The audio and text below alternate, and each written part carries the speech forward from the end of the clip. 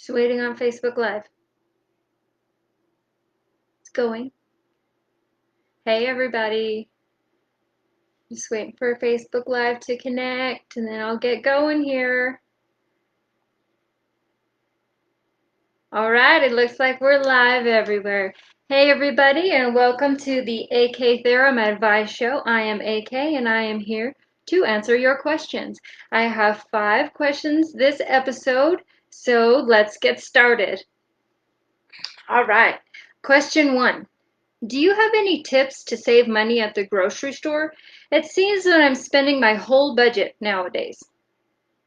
First of all, I would say make a list of what it is that you're going to purchase and do your best to not deviate from your list. Second, have some ideas of what it is that you want to cook and actually make with the food that you're purchasing, because the worst thing is not only over purchasing food and then it going bad in your fridge. So I would look at that as how much food are you actually throwing away because it's just going bad, or it like seemed like a nice idea, or you would try a recipe and then didn't, and then the food goes bad. Planning out your meals, planning out some meals, not necessarily full meal prep, but creating your grocery list and sticking to it, and I'm not saying what to put on your grocery list, but try to choose things that are good for you. So not processed, not packaged as much as possible, and try to make yourself meals out of what it is that you have. Um, and uh, and the goal first is to not let the food that's in your fridge go bad.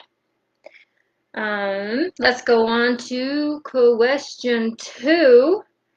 How do you feel about climate control? Some think it's fake, but I think it's real. I believe that everything that exists on this earth has an effect on what's going on this earth. I have some pretty strong opinions on this one, and I'll just say it like this. I feel like humans can be worse than some bugs sometimes, because I mean, just think about our behavior. Like we see something interesting or odd, and a human will kick it, and or pick a flower, or just destroy something, whereas animals don't really do that. So I absolutely think that what it is that we're doing on this earth is having an effect on the way that we'll function in the future. So what I would say on how to take accountability for our own selves is what I like to call, instead of how they have, oh, we're going green, I call it going great grandma. And that's reusing the things that you have, fixing what you have, reusing what you have, using glass items, using metal items, and just using your resources instead of buying disposable items all the time, or just throwing things out because it has a little tear or a little crack. Like, can you fix it? Can it be reused? Can it be repurposed? Now, I'm not saying let's start saving everything and now we get into a hoarding situation, because that's not good. Um, but just being more purposeful with what it is that we have, and then also just making sure we're picking up after ourselves. I think if we start that, our own personal accountability with that kind of stuff, it'll have an outward effect on what this thing is, which climate change in itself is, of course, it's a global thing. But small changes are what we can do. We can take accountability for ourselves and use what we have, and be cognizant of what we're doing out there in the world. Throw your trash away. Just simple things, taking care of the earth around you, like your yard and whatnot. Properly disposing of chemicals and things like that. Yeah, it might be a little bit of a drive to go to the hazmat disposal facility, but do it. It's better for the groundwater. It's take accountability for what it is that we're doing with our own things, and it'll have an outward ripple effect. Plus, our kids see us doing good for the earth, and they'll do good for the earth. It's learned behavior. All right, question 3. I just turned 18 and I'm finally able to vote.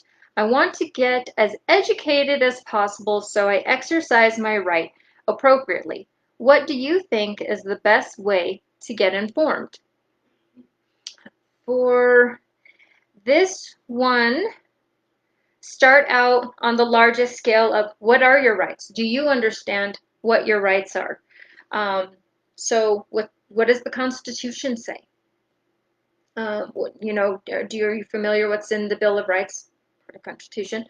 Also, too, I went on a quick search engine and I typed in what do I need to know before I go vote, and there are actually quite a bit of websites that give you some information, and one of the lists just said like don't wear um, any campaign items or whatever. Just so I mean, you can go from I need to understand what my rights are altogether to what maybe is a better suggestion to not go in voting, like what party you're voting for. So that you can take that however you want to. But that's what I'm saying. That's what I found. That range on just using a search engine and say, what should I know before I go vote? Definitely understanding what your rights are so you know how to exercise them. And two, go to your state's website and see what other items might be on the ballot as well so that you're informed about them and you're not spending the entire time in the ballot box reading them because they're going to have jargon in there that you might not understand right off the bat. So now you can take some time, you can look those things up and see what does that actually mean when I'm casting my vote. And that's going to be the most important thing is do you understand the language that's being used on the ballot so you can make the proper choice. And then, of course, you're 18, but are you registered to vote? So make sure you've taken all the steps to get registered to vote in your area. So that way, when you show up on day of and you've done all this research and education, that are like, well, we don't find your name on the list. I'm sure that in your process, you'll get to that. Have you registered to vote? And I know I'm getting it on every social media platform. Registered to vote. I'm like, I'm good. I'm registered to vote. I'm just waiting for the day. And I also, too, need to go to my state's website and see what other items are going to be on that ballot as well, so I can educate myself before I go. And go vote. Exercise your right. All right. Question number 4. I'm looking for good shows for my children ages 4 and 6, but it seems like everything has subliminal messages. Do you have any recommendations? I like to put educational videos on for my kids. Honestly, I go on YouTube quite a bit and we look up math for their grade level and then above, and just, see how they absorb it. Because a lot of times the programs are very colorful, they have music, and so that'll catch the kids' attention. I know that one of my kids, she really loves music. So if I can find anything that puts the lesson to music, she absorbs it so much faster. So that's just adapting to the way that your kids are learning, and go from there. So for me, I really like to put, like I said, educational stuff on. There's Dr. Binox, and they teach you about the body and about, how does your digestive system work? What's a disease? What how does the brain work, and just all these different types of things. And so there are lots of things like that. There are animated stories, so your classic stories like Beauty and the Beast and all of those types of things are on there. The girls right now like Shimmer and Shine. I don't know, the biggest thing is know what your kids are watching. So if it does seem a little bit too um, advanced for their maturity level, take it back a notch. As far as like what shows in particular I promote, I don't necessarily promote any of them in particular. I know what the kids sort of gravitate to. There are some shows that I don't let them watch because it just seems like a bunch of arguing, and I don't want that kind of behavior perpetuated. So we don't watch those kinds of shows.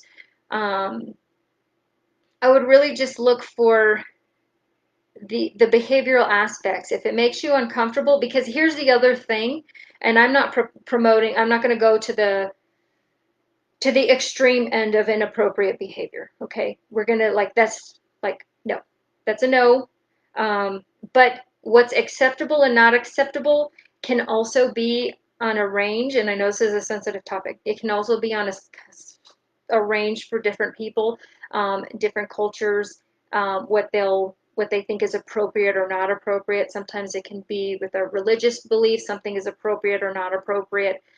So really just use your best judgment. If you don't feel like it's appropriate for what you want your kids to learn, then, you know, go to something else. I know it's always safe to find, alpha blocks or any, like I literally go into into search engines, or I go into the search bar on YouTube and I go phonics, math. Um, they like the kids like sand art, so I look up sand art. They painting. We watch kind of just like small bites of things like that instead of binge watching a show. I kick it back old school with some Fraggle Rock sometimes.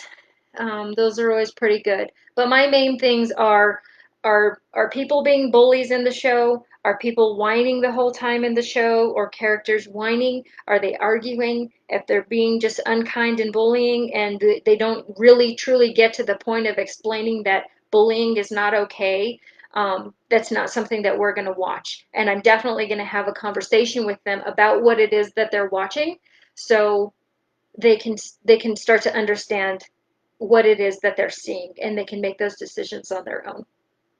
And hopefully it's, teaching them the best, and it's that right decision of like, it's not okay to bully. We don't get through life by whining. Not everything, we don't always get what we want, and life can be tough, and we've got to persevere. Oh man, these shows by myself are going so quick. So here's the last question, um, for the day. And question 5 says, as a single mother, I find it hard to trust anyone around my kids. When should I start dating again? When they're grown and out of the house? Well, no, I don't. I don't think so. Not till they're grown and out of the house. It's really going to depend on how are you doing not being in your previous relationship. What was that previous relationship like? When you think about that previous relationship, do you have resentment, anger, sadness? Um, you have a base of what you don't want, right? As far as that previous relationship goes. So create sort of your own criteria of what you do want in a relationship. But it's first going to start on working with yourself of, are you healed? Are you good on your own? Or do you still get really sad on your own, or insecure? Addressing those types of things first. And like when you're solid on your own, then you can you'll be open to letting somebody else in. And also when you're solid on your own, you'll start to see some behaviors that you just don't like, or you're like, nope, I don't want to, I'm not going to put up with that kind of disrespect or that behavior or a habit. Like somebody might be great, but if they're a smoker and you don't want to be with a smoker, oh, which are you going to just say, well, they're really great? I mean, I'm really great, but I'm not for everybody. I'm, people, whatever. I'll just leave it at that. Are you good on your own? When you're good on your own, and the thought of your ex doesn't bring about strong feelings, you've healed from that. You can move on, you can let it go, you can learn your lessons, and you can grow within yourself. Um, so you can move on to the next relationship healthy and ready and receptive. Um, yeah. I don't think you should wait until the kids grow up and move out of the house. I know I've definitely thought about that myself.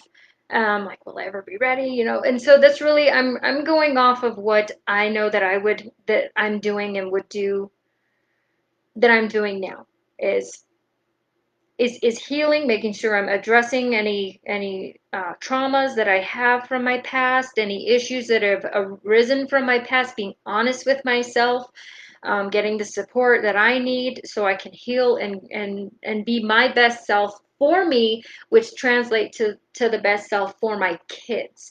And I definitely have been faced with a few different situations of like, look, I just don't want that particular element in my life, or I'm seeing behavior that makes me uncomfortable, or I'm just not okay with, or I feel like there's a game going on. So I'm like, look, I just don't have time for that now, and so I'm not going to do it. And so you know what? That person might be great, but they're not for me.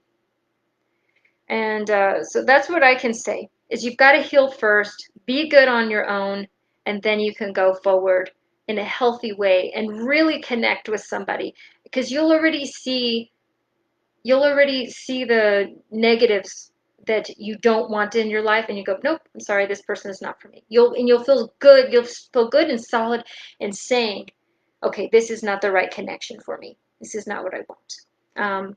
That would be my opinion on that. But okay, that is it. I had 5 questions. I gave 5 answers, and I hope that these were helpful or insightful in any way, in any way, shape, or form. And I thank you for watching. And I hope everybody has a wonderful rest of your week and weekend. And take care of yourselves. Okay, bye.